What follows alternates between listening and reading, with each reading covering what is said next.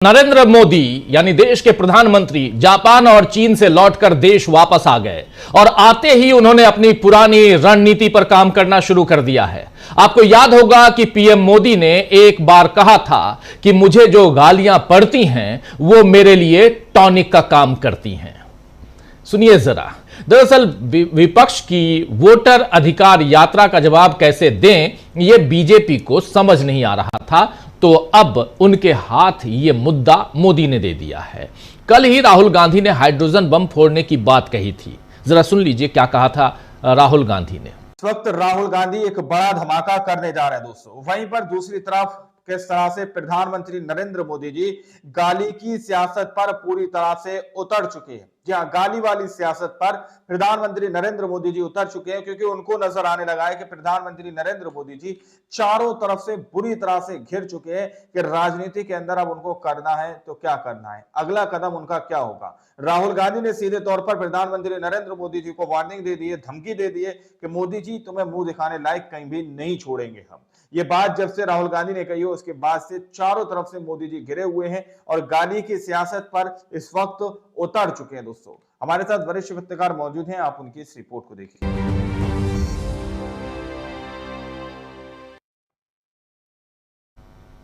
नमस्कार, news point लेकर हाजिर हूं मैं राजीव। दोस्तों, नरेंद्र मोदी यानी देश के प्रधानमंत्री जापान और चीन से लौटकर देश वापस आ गए और आते ही उन्होंने अपनी पुरानी रणनीति पर काम करना शुरू कर दिया है।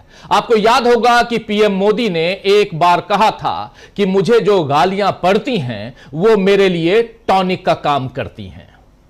सुनिए जरा कि क्या कुछ कहा था नरेंद्र मोदी ने। इनकी ये गालियां, ये अपशब्द, ये अलोकतांत्रिक भाषा मैं उसका भी टॉनिक बना देता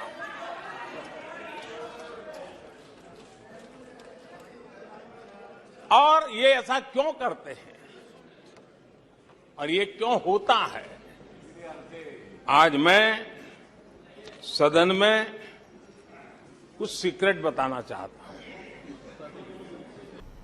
तो एक बार फिर ऐसे ही टॉनिक, ऐसी ही जो टॉनिक है उससे उन्होंने नरेंद्र मोदी ने बिहार में अपनी कमजोर होती पकड़ को ताकत देने की कोशिश की है। आज बिहार में जीविका दीदी को डिजिटल पेमेंट शुरू करने के एक कार्यक्रम को वर्चुअली संबोधित करते हुए, यहां दिल्ली से संबोधित करते हुए नरेंद्र मोदी ने नवरात्रि और छठ पूजा कब है इसकी याद दिलाई और फिर अपनी दिवंगत मां के नाम पर कहे गए अपशब्द के लिए कांग्रेस और आरजेडी से माफी की मांग की।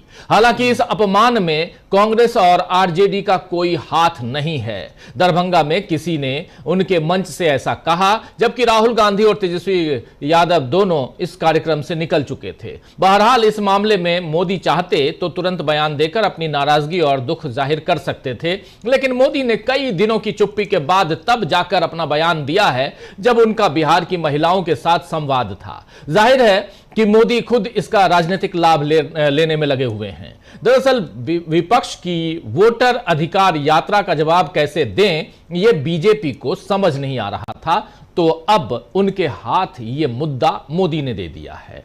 कल ही राहुल गांधी ने हाइड्रोजन बम फोड़ने की बात कही थी। जरा सुन लीजिए क्या कहा था राहुल गांधी ने। बीजेपी के लोग अच्छी तरह सुन लीजिए। भैया, एटम बम का नाम सुना आपने? सुना है एटम बम का नाम? उससे बड़ा क्या होता है? Hydrogen bomb. उससे बड़ा क्या होता है? एटम बम से बड़ा हाइड्रोजन बम होता है। होता है नहीं होता है? माधवपुरा में हमने एटम बम दिखाया था। बीजेपी के लोगों तैयार हो जाओ, हाइड्रोजन बम आ रहा है। हाइड्रोजन बम आ रहा है, तैयार हो जाइए। आपकी जो सच्चाई है, वोट चोरी की सच्चाई है, वो पूरे देश को पता लगने जा रही है। तो जाहिर है कि राहुल गांधी के इस बयान से बीजेपी अब और घबराई हुई है और कि कब अब कौन सा खुलासा होने वाला है, राहुल गांधी कौन सा खुलासा करने वाले हैं, तो उससे बचने के लिए मोदी का यह बयान आया है। आइए जरा सुन लीजिए नरेंद्र मोदी ने जो बयान आज दिया वो क्या दिया है, सुनिए जरा। बात नवरात्रि शुरू हो रही है और 50 दिन बाद छठी मैया की पूजा होगी, छठ का पर्व मनाया जाएगा। मैं बिहार की जनता के सामने मां को गाली देने वालों से कहना चाहता हूं,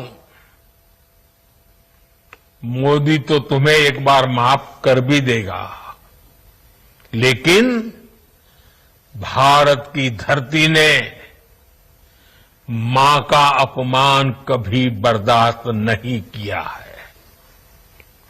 इसलिए आरजेडी और कांग्रेस को सात बहिनी से माफी मांगनी चाहिए, छठी मैया से माफी मांगनी चाहिए। साथियों, मैं बिहार के लोगों से भी कहूंगा, इस अपमान की जवाबदेही तय करवाना बिहार के हर बेटे की भी जिम्मेदारी है। आरजेडी कांग्रेस के नेता जहां तो सुन रहे थे आप यहां नरेंद्र मोदी की भाषा और शब्दों के चयन से साफ समझ में आ रहा है कि उन्हें इस मुद्दे को सियासी फायदे में तब्दील करने का मौका दिख रहा है। चूंकि बिहार की बात है तो सात बहिनी, छठी मैया, इन सब का जिक्र आ गया। मोदी पूरी तरह बिहार का भावनात्मक दोहन करना चाहते हैं। दरअसल कल राहुल गांधी के हाइड्रोजन बम वाले खुलासे के बाद से चर्चा है कि कहीं अब वाराणसी के आंकड़े सामने न आ जाएं या ऐसी ही किसी लोकसभा सीट की पोल न खुल जाए जिसकी सच्चाई से मोदी सरकार को खतरा हो सकता है। तो अब मोदी ने समय और मौका देखकर अपनी चाल चली है। कल तक तो हर तरफ वोटर अधिकार यात्रा का शोर था और मुख्य धारा का मीडिया भी मजबूरी में ही सही लेकिन इसे कवर कर रहा था। अब आज यात्रा की हलचल शांत है और आरजेडी और कांग्रेस आगे की रणनीति बनाने में लगे हुए हैं, तो इस स्पेस का फायदा नरेंद्र मोदी ने आज उठा लिया। आज दिन भर सोशल मीडिया से लेकर मुख्य मीडिया तक हर तरफ मोदी के बयान छाए रहे और उनके साथ बीजेपी के बाकी नेता भी बयान देने लगे, मानो वे भी हरी झंडी का इंतजार कर रहे थे। हालांकि मोदी की बात उन पर उल्टी भी पड़ गई है, क्योंकि पवन खेड़ा ने पूछा है कि जब खुद को नॉन बायोलॉजिकल बताया था तो अपमान नहीं था क्या? आइए जरा सुनिए पवन खेड़ा को।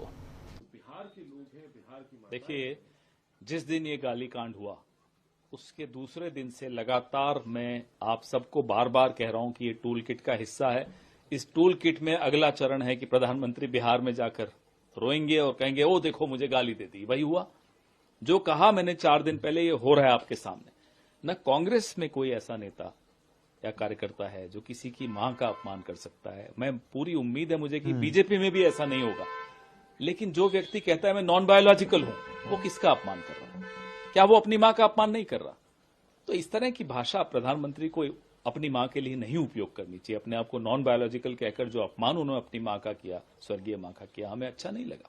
और अब ये टूल किट चलेगा भी नहीं कि आप किसी से बदमाशी करा दो, हमारे मंच जहां सभा समाप्त हो गई वहां अपने आप को गाली दिलवा दो, फिर आओ रोने, देखो मुझे गाली दे दी, मुझे गाली दे दी। ये बहुत बार हो चुका है, बार बार नहीं होगा।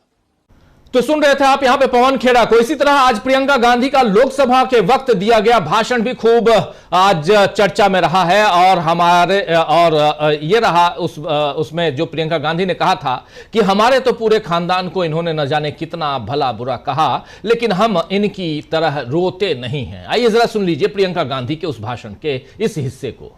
मैं दावे के साथ कह सकती हूं कि ये देश का पहला प्रधानमंत्री होगा जो आपके सामने इस तरह से झूठ बोलता है,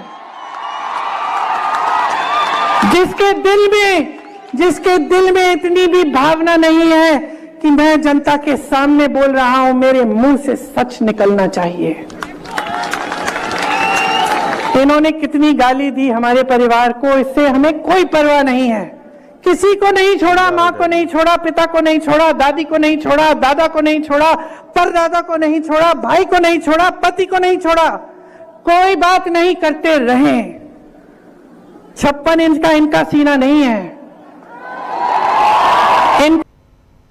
तो कुल मिलाकर मोदी इस समय जो भावनाएं जो है वो जन भावनाओं को जो भुनाने की कोशिश कर रहे हैं और भुनाकर फायदा लेने की कोशिश में हैं, वो पैतरा चलता हुआ नहीं दिख रहा है। अब परसों एनडीए ने बिहार बंद बुलाया है, एनडीए ने यानी सत्ता पक्ष ने, और यहां भी नीतीश सरकार की कमजोरी सामने आई है। जब ये प्रकरण ये मामला हुआ था दरभंगा में, यानी एक गाली अगर किसी शख्स ने आकर मंच से दी थी, तभी बड़ी कार्रवाई क्यों नहीं की गई? वो शख्स हालांकि बाद में पकड़ा गया, लेकिन अब अपनी ही सरकार में राज्य को बंद कराने की कौन सी उल्टी चाल बीजेपी और जेडीयू के लोग चल रहे हैं? क्या उल्टी गंगा बिहार में बहाने की कोशिश है?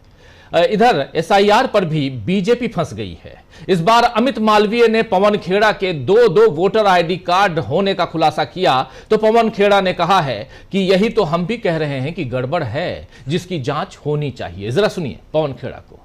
आईटी सेल के जो प्रमुख हैं अमित मालवीय, वो ट्वीट करके दावा कर रहे हैं कि आपके 2 वोटर आई कार्ड है, और कांग्रेस पार्टी जो तमाम बातें कर रही है इस तरीके की, तो कांग्रेस पार्टी यही तो बातें कर रही है, यही सवाल तो हम उठा रहे हैं चुनाव आयोग की प्रक्रिया को, चुनाव आयोग की कार्यशैली को लेकर। गोली अनुराग ठाकुर हो या अमित मालवीय हो, चलाने की कोशिश करते हैं कांग्रेस पे, लग जाती है वो फिर से चुनाव आयोग को। हम भी चुनाव आयोग से ये जानना चाहते हैं, नंबर 1, ये लिस्ट तमाम बीजेपी वालों के पास है और चुनाव आयोग के पास है। कांग्रेस मांगती रह जाती है, हमें मिलती नहीं। हमें बीजेपी से मालूम पड़ता है कि हमारे नाम कहां कहां है। अब बताइए, मैं ये जानना चाहता हूं चुनाव आयोग से, ज्ञानेश गुप्ता से, कि मेरे नाम पे नई दिल्ली विधानसभा में किससे वोट करवा रहे हैं? मैं ये जानना चाहता हूं, मुझे सीसीटीवी फुटेज चाहिए वहां की, ये मेरा नाम वहां अब तक क्यों है? दोस्तों, आप लोगों ने इस वीडियो को शुरू से आखिर तक देखा। वीडियो के अंदर साफ तौर पर बात की गई है कि किस तरह से प्रधानमंत्री नरेंद्र मोदी जी एक ऐसे मुद्दे को अभी हवा देते हुए नजर आ रहे हैं जिस मुद्दे को अभी तक किसी के ज़हन गुमान में नहीं था। राहुल गांधी की यात्रा के दौरान मंच पर से जब राहुल गांधी चले जाते हैं, उनकी पूरी टीम वहां से चली जाती है, उस दौरान कोई शख्स एक भीड़ में से गाली बक देता है प्रधानमंत्री नरेंद्र मोदी जी की मां को। कहा यह जा रहा है, सूत्रों के हवाले से ऐसी खबर भी सामने निकल के आ रही है कि जिसने गाली बकी है वो भाजपा का ही आदमी है। हालांकि इस बात की हम पुष्टि नहीं करते हैं। वो आदमी किसी का भी, उसने जिसको भी, मतलब किसी की मां को अगर किसी ने गाली दी है, ये कतई बर्दाश्त करने के काबिल नहीं है। लेकिन प्रधानमंत्री नरेंद्र मोदी जी को इस वक्त एक बड़ी टूल किट मिल चुकी है। दोस्तों, गोदी मीडिया को एक बड़ी टूल किट मिल चुकी है कि भाई इस पर सियासत करो। मां को लेकर सीधे तौर पर, यानी गाली गलौज को लेकर सीधे तौर पर यहाँ पर सियासत की जा रही है। आप लोग समझ सकते हैं कि इससे एक राजनीतिक फायदा उठाने की कोशिश की जा रही है। अब आप लोगों ने इस रिपोर्ट को देखा, सुना, आप लोग इस रिपोर्ट के बारे में क्या सोचते हैं, क्या समझते हैं? अपनी राय कमेंट सेक्शन में जरूर दीजिएगा। सच्ची पक्की खबरें देखने के लिए आप चैनल को सब्सक्राइब कीजिए। मिलते हैं अगली वीडियो में, जब तक के लिए जय हिंद, जय भारत।